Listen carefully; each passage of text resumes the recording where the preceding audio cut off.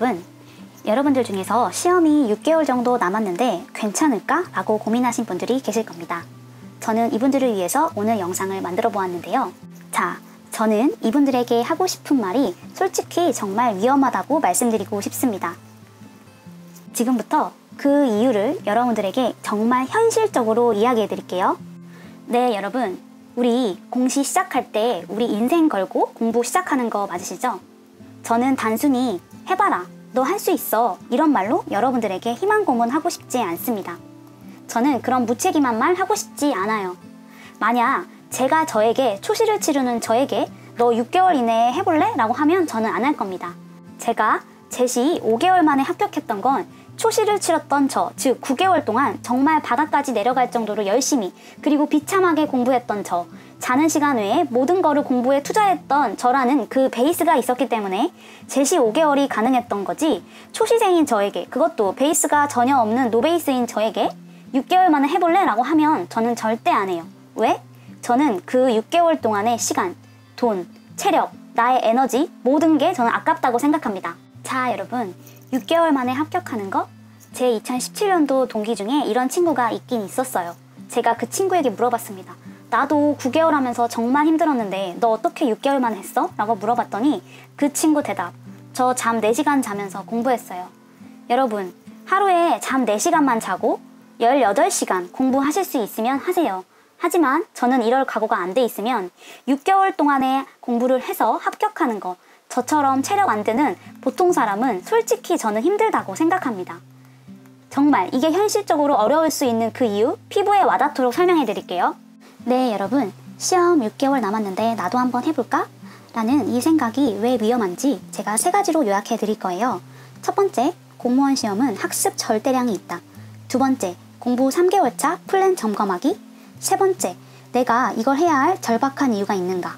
나에게 절대적 이유가 있는가? 이 3가지로 요약해서 설명해 드릴 거예요. 지금부터 하나씩 구체적으로 말씀을 드리겠습니다.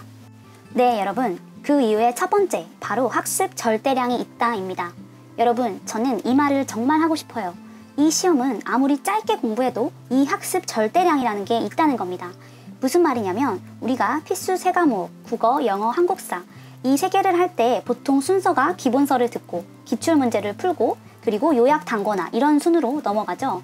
아무리 이 3개의 강의를 3과목을 듣는다고 했을 때 빨리 들어도 최소 4개월이라는 시간이 소요됩니다. 거기에 나머지 2과목도 어쨌든 기본서라든지 혹은 요약 단거나로 개념을 스타트하시고 기출 혹은 요약 정리나 모의고사를 풀면서 이 5개를 하려면 최소 4개월이라는 시간이 걸려요. 그럼 내가 4개월을 공부했다고 쳤을 때 6개월 동안 기준이라면 나머지 2개월 남은 거죠. 자, 이 2개월 동안 문제풀이를 이제 시작하실 텐데 2개월 동안 공부하고 간 게 충분할까요? 아니요. 저는 이게 제가 말한 학습 절대량입니다. 자, 여러분, 정말 노베이스인 사람이 이제 걸음마를 뗀 겁니다. 이 걸음마를 떼는데 아무리 2배속으로 강의를 들어도 최소 4개월이라는 시간이 걸려요. 나머지 2개월 동안 어떻게 모의고사를 몇 번 풀고 내가 회독을 한 5번? 6번 하면 괜찮지 않을까? 라고 생각하실 수도 있습니다. 자, 여러분, 여러분이 기본서와 그리고 기출문제 그리고 요약 단거나까지 강의를 들으면 어느 정도 내가 지금 이해될 거라고 생각하세요? 저는 저 스스로를 제가 봤을 때 저는 아니었어요. 4개월 정도 했을 때 저는 제 모습이 50% 정도밖에 만들어지지 않은 상태였습니다. 문제를 갖다 주면 뭐 문제야, 풀 수 있겠죠? 내가 공부한 게 있으니까 그 내용을 알긴 알 겁니다. 난 그 예전에 아무것도 몰랐던 그런 무지한 내가 아니기 때문에 문제를 갖다 주면 풀긴 풀 거예요. 하지만 여기서 중요한 게 있습니다. 여러분, 빠르게 풀 수 있으세요? 아니, 더 정확히 말해서 빠르면서도 정확하게 이 문제를 맞힐 수 있습니까? 그리고 30초 안에 풀 수 있으세요? 저는 솔직히 4개월 동안 이 기본서를 공부했다고 해서, 즉 이 4개월 동안 기본 루트를 공부했다고 해서 내가 30초 안에 문제를 풀 만큼 완벽한 상태라고 생각하지 않습니다. 이 문제풀이를 최소 4개월 이상 훈련되어 있지 않으면 저는 불가능하다고 생각해요. 자, 여러분, 우리는 100분 동안 총 5과목의 문제를 풀어야 됩니다. 5과목이라고 해서 우리가 공평하게 한 과목당 내가 20분씩 문제를 풀겠다, 이렇게 생각하는 거 아닌 거 아시죠? 영어가 30분에서 35분 정도 소요되니까 우리 다른 과목은 어떻게 풀죠? 한 문제를 풀 때 1분, 아니 어떨 때는 30초 이내에 문제를 풉니다.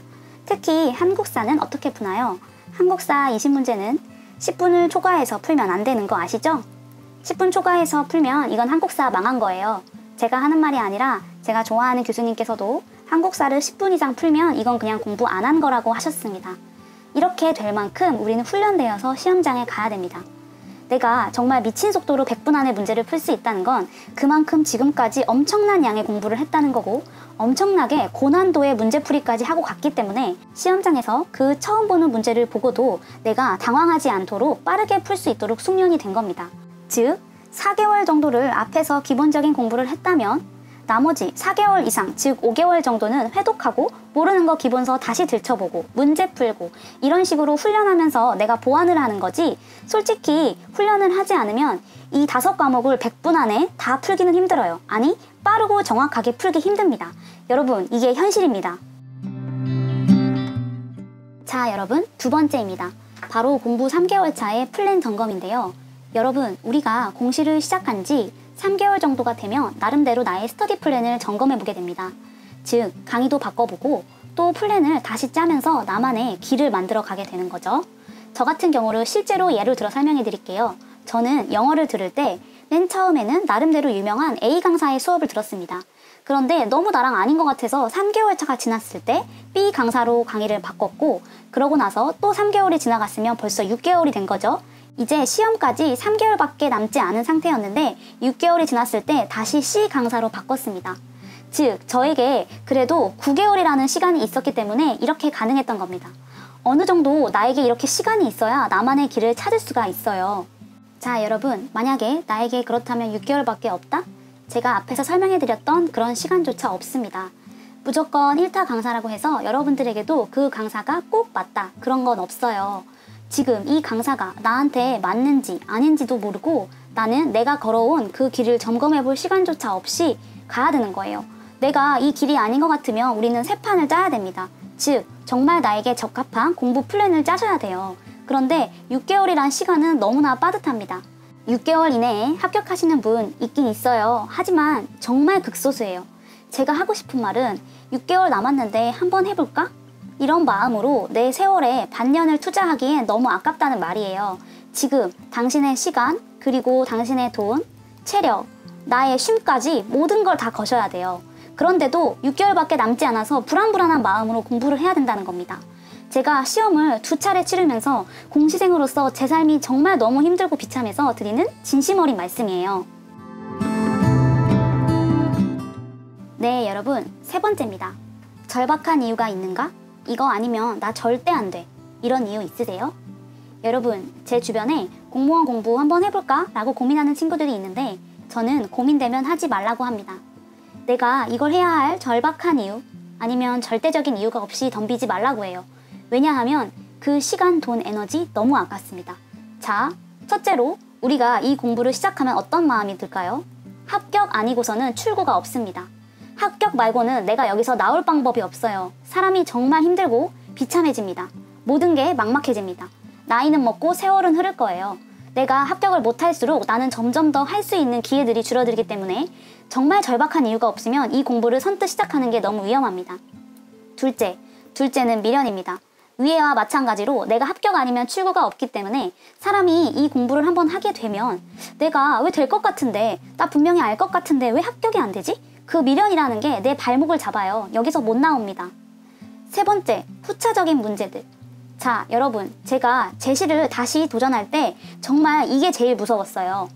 내가 돈과 에너지 이런 것도 정말 무섭지만 내가 혼자 있을 때 오는 그 고립감, 그리고 그 외로움, 그리고 막막함, 이 모든 심리적 어려움, 정서적 힘든 것들이 저를 너무 힘들게 하는 걸 제가 초시를 하면서 이미 경험했기 때문에 이게 너무너무 두려웠습니다. 여러분, 이 세 가지, 이거 말고도 정말 더 많을 거예요. 이러한 것들이 나의 결과에 대한 막연함 때문에 이런 스트레스가 내 스스로를 갉아먹습니다. 여러분, 절대적인 이유로 공부하는 공시생도 그렇게 힘든데 그냥 한번 해볼까? 6개월 남았는데 해볼까? 남들 단기에 다 되는데 나도 되겠지? 이런 호기심으로 접근하시기엔 지금 당신이 가진 그런 모든 자원과 에너지가 너무나 아깝습니다.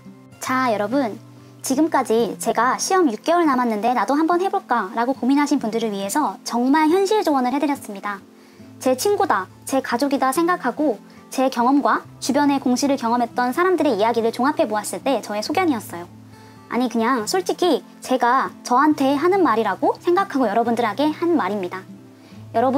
여러분들이 계획을 세우실 때 정말 주변에 휘둘리지 마시고 신중히 생각하셔서 여러분들이 지혜로운 플랜을 세우시길 바랄게요. 네, 여러분들, 이상으로 여러분들의 길잡이 영수언이었습니다. 여러분들이 고민과 혹은 여러 가지 질문이 있으시면 댓글을 남겨주세요. 제가 성심껏 답변해 드리도록 하겠습니다. 그럼 오늘도 정말 고생하셨고요. 매일매일 시작되는 하루를 여러분들의 계획으로 알차게 시작하시길 바랄게요. 자, 우리 공시생들 모두 힘내요. 파이팅! 안녕!